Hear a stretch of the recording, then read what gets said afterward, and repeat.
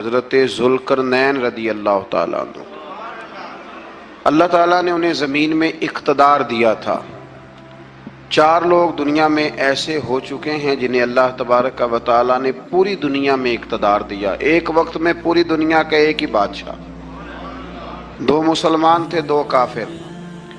مسلمانوں میں حضرت سلیمان علیہ السلام اور جناب ذوالقرنین علیہ السلام، اور کافروں میں بخت نصر اور نمرود، یہ 2 لوگ ہیں جنہیں اللہ نے پوری دنیا میں اقتدار دیا، اور پھر اس کے بعد آنے والے وقت میں اللہ تعالیٰ امام مہدی کو سارا اقتدار عطا فرمائے پوری دنیا کا۔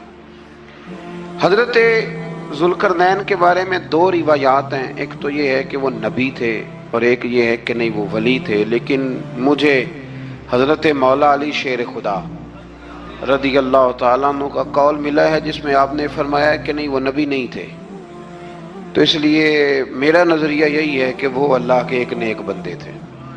اللہ نے انہیں پوری زمین میں اقتدار دیا۔ وہ ایک مہم پہ نکلے، ان کا ارادہ بنا کہ میں ذرا دنیا کا چکر لگاؤں، تو انہوں نے سفر شروع کیا کہ میں دیکھوں ذرا سورج غروب کہاں ہوتا ہے، تو فرماتے میں پہنچا، بڑا گیا، لیکن میں اس مقام تک پہنچ گیا جہاں سورج غروب ہوتا ہے، تو پھر میں نے دیکھا کہ ایک سیاہ کنواں ہے جس کے اندر جا کے وہ چھپ گیا ہے، لیکن رب کریم کی اس حقیقت تک میں پہنچ سکا نہیں۔ پھر آپ فرماتے ہیں کہ میں آگے نکلا تو مجھے ایک قوم کے بارے میں بتلایا گیا جو بڑی خونخوار قوم تھی، بڑی خونخوار، اس کو یاجوج اور ماجوج کہا جاتا ہے۔ یہ قوم اتنی خونخوار تھی کہ یہ درندوں کو بھی کھا جایا کرتی تھی، اتنے لمبے چوڑے ان کے قد تھے، اتنے زیادہ طاقتور تھے کہ سانپ اور بچھو بھی کھا جاتے تھے۔ یہ نکلا کرتے تھے سبزے کے دنوں میں تو ساری کھیتیاں اجاڑ جاتے تھے، ہر چیز تباہ کر جاتے تھے، حتیٰ کہ انسانوں تک کو کھا جاتے تھے۔ تو حضرت ذوالقرنین جب وہاں پہنچے، اللہ تبارک و تعالیٰ نے انہیں ان مظلوم لوگوں کا مددگار بنایا جن پر یاجوج اور ماجوج کی قوم ظلم کرتی تھی۔ انہوں نے آپ سے کہا کہ حضور مہربانی فرمائیں، اس قوم سے تو ہماری جان چھڑائیں۔ آپ نے فرمایا تم میری مدد کرو۔ انہوں نے کہا حضور کس طرح؟ فرمایا بس جسمانی طور پر میری مدد کرو۔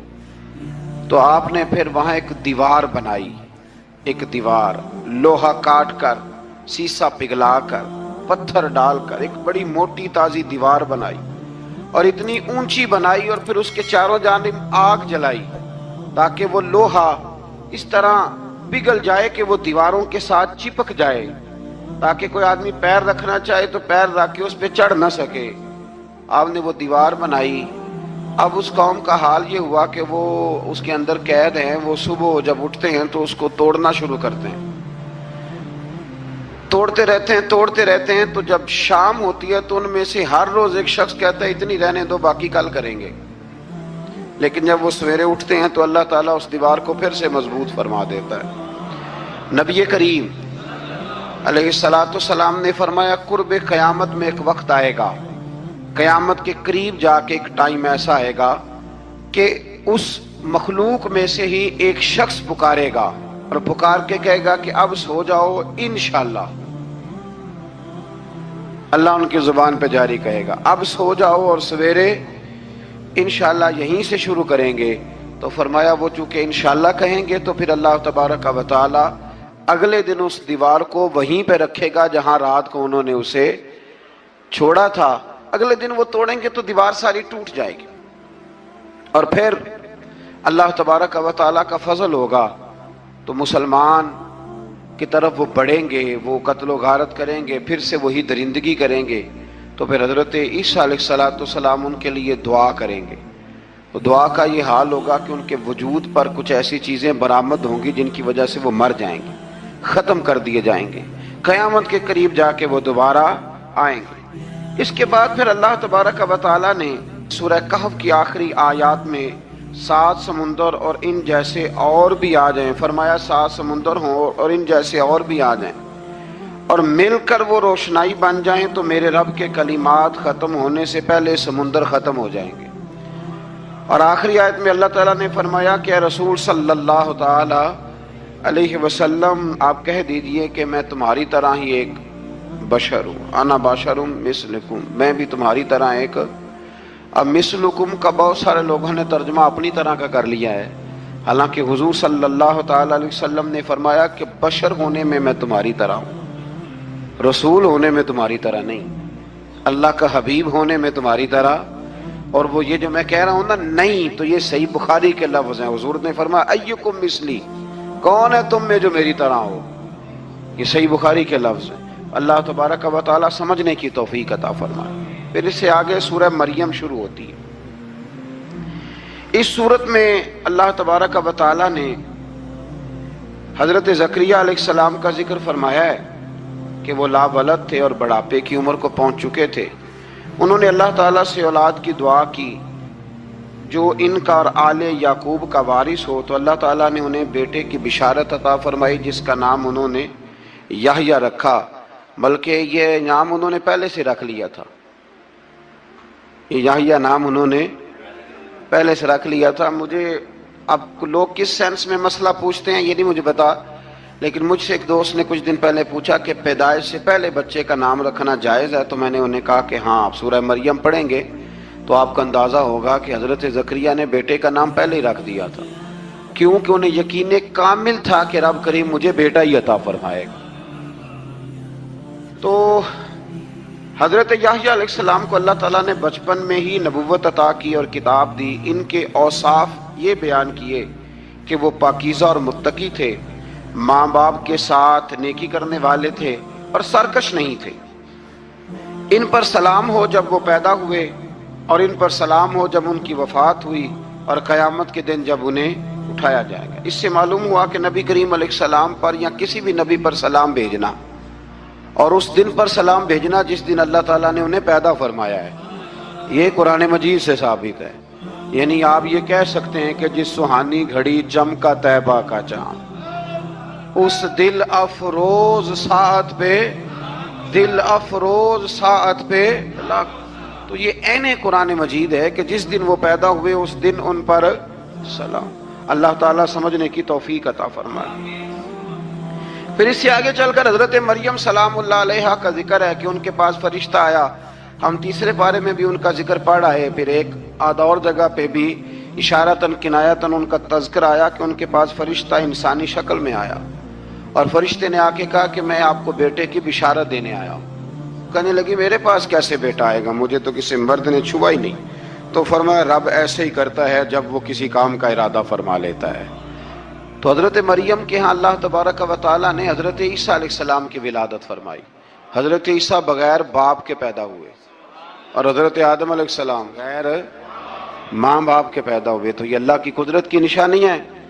अब हज़रत ईसा अलैहिस्सलाम की जब विलादत हुई तो ये आपका मुजज़ा और हज़रत मरियम की करामत सामने आई कि आप एक खुश्क खजूर के नीचे बैठी तो अल्लाह ताला ने उसे सरसब्ज़ व शादाब कर दिया, और आप उसको हिलाती थी तो वो खजूरें गिरती थी। बड़ी परेशान थी आपके कौम के सामने, क्या मुंह लेके जाऊंगी, लोग क्या कहेंगे। लोगों के लिए इल्ज़ाम लगाना, प्रोपेगेंडा करना बड़ा ही आसान काम है। दो ही तो काम दुनिया में आसान है, एक बदगुमानी करना और एक ग़ीबत करना। और इतना मज़ेदार काम है कि आप सारी दिहाड़ी कराएंगे। कोई बंदा थकने को तैयार, माज़अल्लाह सुम्मा माज़अल्लाह सारा दिन, और अगर आप कहें कि अल्लाह का जिक्र करो, तस्बीह ले लो, सिर्फ 500 दफ़ा दुरूद शरीफ पढ़ लो, तो फिर क्या बनेगा, काम याद आ जाएगा। बहुत सारे लोगों निकल लेंगे।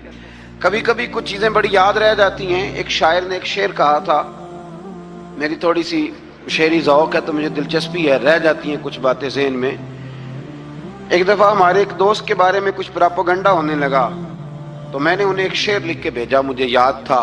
मैंने एक शेर लिखा, किसी शायर ने कहा था कि मखलूक तो फनकार है इस दर्जा के पल भर में, संगे दरे काबा से भी असनाम तराशे। काबे के अंदर से मिट्टी लेके लोग बुत बना लेते हैं और अल्लाह का शरीक बनाते हैं। तो कहने लगा शायर के मखलूक तो फनकार है इस दर्जा के पल भर में, संगे दरे काबा से भी असनाम तराशे। तुम कौन हो, क्या चीज है दागे कबाबी, लोगों ने तो मरियम पे भी इल्जाम तराशे। लोग तो मिनट लगाते हैं, वो जो रही मस्जिद में, पली मस्जिद में, लोगों ने इल्जाम लगाने का वक्त आया तो इल्जाम लगा दिया, सैयद आयशा सिद्दीका पे लगा दिया। सिद्दीक की बेटी और सिद्दीका। आप सोच सकते हैं कि लोग कहां तक जाते हैं और बातें कहां तक पहुंचती हैं। तो ये मेरे रब करीम का फजल और करम है कि जनाब मरियम की बारात का ऐलान भी कुरान ने किया और हजरत आयशा सिद्दीका की बारात का ऐलान भी कुरान पाक ने फरमाया। ये भी कुरान मजीद ने फरमाया है। और कल परसों भी बात हो रही थी हजरत यूसुफ अलैहिस्सलाम की, तो इल्जाम तो लगते रहते हैं। तो मैंने उस दिन भी सवाल किया था, फिर दोहराता हूं कि गलती क्या थी हजरत यूसुफ की। कभी कुआं अंधेरा, कभी भाइयों के थप्पड़, कभी मिस्र का बाजार। और जरा सोचो तो सही, जब बोलियां लगती हैं इंसान की तो क्या हाल होता है। और फिर जरा ये भी तो देखो ना कि जब जुलेखा ने इल्जाम लगाया तो फिर क्या हाल है। और फिर 12 साल की जेल पर रब फरमाते हैं शाने मैंने यूसुफ को ही अता फरमाई। तो हजरत मरियम सलामुल्लाह अलैहा जब वो बेटा लेके गई उनके पास, तो उन्होंने कहा ये कहां से आ गया। आप फरमाने लगी मैंने तो चुप कर रोजा रखा हुआ है, इसी से पूछ लो ये कहां से आया है, यही बताएगा। पंघूड़े में थे हजरत ईसा अलैहिस्सलाम, पंघूड़े में। तो कुरान मजीद कहता है कहने लगे काला इन्नी अब्दुल्लाह। हजरत ईसा बोले और बोल के कहने लगे मैं अल्लाह का बंदा हूं। और आतानी अल किताब, खाली नहीं आया, किताब साथ लेके आया हूं। वजअलनी नबिय्या, और उसने मुझे नबी बना के भेजा है। तो हजरत ईसा अलैहिस्सलाम पंघूड़े में हैं तो कलाम फरमा रहे हैं, अपने नबी होने का ऐलान फरमा रहे हैं। अब उस बंदे के करीब जाके उससे सवाल करने को दिल नहीं करता जो नबी पाक के बारे में कहता है 40 साल के बाद नबी बने। यहां पंघूड़े में हजरत ईसा कलाम करें, पंघूड़े में, और वो पंघूड़े में कहे मैं नबी हूं। और तो अपने रसूल के बारे में ये कहे कि बकरियां चरा रहे थे तो माज़अल्लाह उन्हें पता ही नहीं था कि मैं नबी बन जाऊंगा। ऐसी कोई बात नहीं। आला हजरत फरमाते हैं अल्लाह अल्लाह वो बचपने की फबन, यानी बचपन में भी रंग ढंग निराले थे मेरे रसूल की। अल्लाह अल्लाह वो बचपने की फबन, उस खुदा भाती सूरत पे लाखों सलाम, उस खुदा भाती सूरत पे। और मरहूम आजम चिश्ती ने भी एक जुमला बड़ा खूबसूरत कहा, उसने कहा तेरी हयात पाक का हर लम्हा पैगंबर लगे।